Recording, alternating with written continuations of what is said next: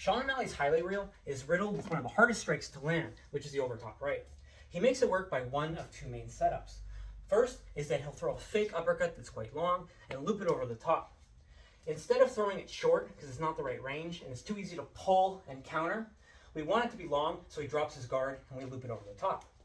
The second way he does this is that instead of stepping and throwing it, he's going to step, pause, and then throw it over the top.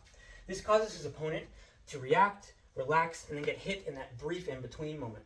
And you might say that by pausing, he's taking power off his shots, but there's a physiological principle known as the stretch shortening cycle, also called a myotatic reflex. If I lower a bench press to my chest and pause, it takes a few seconds before the elastic energy potentiated in my muscle tissues starts to degrade. So I get more power of lowering it and then pressing it than just pressing it from a dead stop. The same principle applies when we load our body this way. It's just body weight instead of a barbell.